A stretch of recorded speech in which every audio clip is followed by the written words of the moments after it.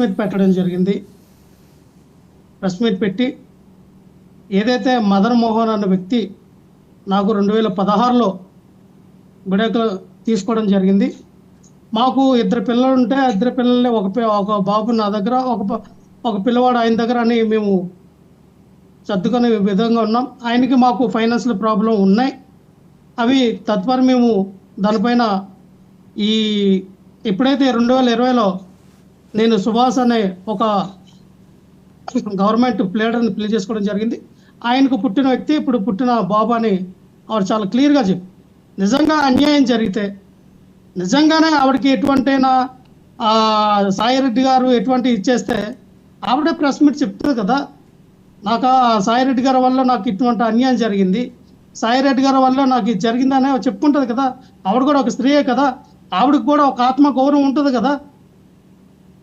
దాన్ని ప్రముఖ yellow media సంస్థలన్నీ కూడా ఎటువంటి తమ్మునాయిలు పెట్టారంటే, సాయిరెడ్డి గారికి కొడుకు పుట్టాడు, సాయిరెడ్డి గారు తండ్రి కాబోతూ ఉన్నాడు, సాయిరెడ్డి గారు అని ఇంకా అంటే ఒక ఎస్టీ అమ్మాయి ఎన్నో దశాబ్దాలుగా ఎస్సీ ఎస్టీ నుంచి వచ్చినటువంటి మహిళలు అవనియండి, మాలాంటి వాళ్ళు అవనియండి, ఎన్నో వీటికి మేము అణచబడి ఎన్నిట్లో తట్టుకొని పైకి రావాలి, రాజకీయంగా, సామాజికంగా, ఆర్థికంగా, స్వేచ్ఛ సమానత్వంగా, అలాగే ఉద్యోగపరంగా అన్నిట్లో కూడా మేము పైకి రావాలి, ఒక హుందాతనంగా ఉండాలి అని మేము ప్రతి నిమిషం కష్టపడుతూ పైకి రావడానికి ప్రయత్నం చేస్తూ ఉన్నాం.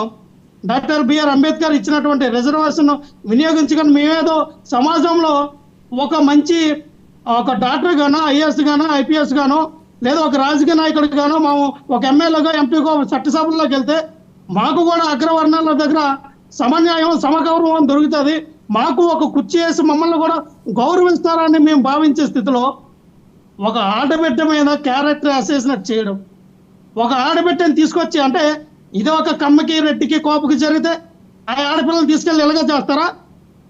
ఇదే బజారుతనంగా విచ్చలవిడిగా టీవీ ఛానళ్ళను ఒకటైపు చేస్తాయా? ఒకటే ప్రశ్నిస్తాం వర్మ గారు, నిజంగానే మీ దగ్గర ప్రూఫ్స్ ఉంటే పెట్టండి. విజయసాయి రెడ్డి గారు నిజంగా అది చేస్తుంటే మీరు నిరూపించాలి కదా. ఇల్లు తప్పుడు రాత్రులు ఏవో అక్షరే మొత్తం నిన్నల్లో వదులుకొట్టారు. ఈరోజు అదే కొన్ని ఛానళ్ళు ఉన్నాయి, మరి చెప్పొచ్చో చెప్పకూడదో నాకు తెలీదు, ఈ టీవీ ఛానల్, ఆ ఛానల్ పేర్లు. వాళ్ళు ఈ రోజున మళ్ళీ యూటర్న్ తీసుకున్నారు, యూటర్న్ తీసుకుని మాట్లాడుతూ ఉన్నారు. సిగ్గు, లజ్జ, సీమనెత్తులు ఉండాలి సార్. ఎందుకంటే ఒక మీడియా అంటే ఈ రోజున ఫోర్త్ ఎస్టేట్ ఆఫ్ పిల్లర్. ఖచ్చితంగా మీడియాని ఈరోజు రాష్ట్ర ప్రజలందరూ కూడా టీవీ సీరియల్, సినిమాలు పక్కన పెట్టి ఏమొస్తున్నాయి వార్తలు, ఏం జరుగుతుంది డిబేట్లు అన్ని 24 గంటలు కూడా టీవీ దగ్గర వార్తలు, టీవీ డిబేట్లు చూస్తున్నారు. ఈ రోజున ప్రజలు ఏం చెప్తూనే ఉన్నాం, సమాజానికి ఏం మెసేజ్ ఇస్తూ ఉన్నాం.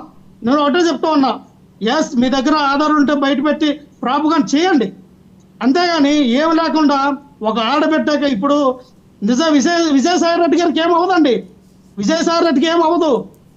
ఒక ఆడబిడ్డలో ఆవిడ ఉద్యోగం చేసుకోవాలి, రేపొద్దున సమాజంలో గౌరవంగా బతకాలి, తన పిల్లలకి పెళ్ళిళ్ళు చేయాలి. ఏమండి మీ అమ్మ ఇలాంటిదని ఈ టీవీ ఛానల్ రేపొద్దున పిల్లలు ఇదే వీడియోలు చూస్తే ఏ సమాధానం ఏముంటుంది సమాజంలో? ఆవిడ నిజంగానే ఆత్మహత్య చేసుకుంటే ఎవరు బాధ్యులు? ఇప్పుడు గాయత్రి గారు లాగో, రజనీ గారు లాగో వాళ్ళ మెంటాలిటీ ఆవిడది స్ట్రాంగ్గా లేదనుకోండి, ఆత్మహత్య చేసుకోవచ్చు కదా. అందరూ ఆడాలి ఒకలాగా మెంటాలిటీ ఉంటుంది కదా. లేకపోతే ఈ రోజున రాణిపట్ట అరుణ్ లాగా ఆ స్ట్రాంగ్ మెంటాలిటీ ఉంటుంది కదా. తన పార్టీ వాళ్ళే, తన పార్టీకి సంబంధించిన వ్యక్తులే నాకు ఫోన్ చేసి ఏడిసింది ఆడబిడ్డ. అన్న కులం పేరు పెట్టి మాల లంచా అని తిట్టి నన్ను కొట్టారా అన్నానే. నాకు చెప్తే నేనేం చేస్తానమ్మా, నేను పార్టీ మారిపోయాను, నేను ఆ పార్టీలో ఉన్నప్పుడు చెప్తే నేను ఇప్పుడు ఏం చేయలేని పని, నన్ను అడగమంటారా అంటే వద్దంది ఆవిడ. ఆ రోజు నేను జనసేన పార్టీలో ఉన్నా, కానీ ఎందుకు అడగాలంటే మా అంతర్గత విషయం ఖచ్చితంగా పవన్ కళ్యాణ్ గారు ప్రశ్నిస్తారు, పవన్ కళ్యాణ్ గారు అడుగుతారని అనుకున్నాం.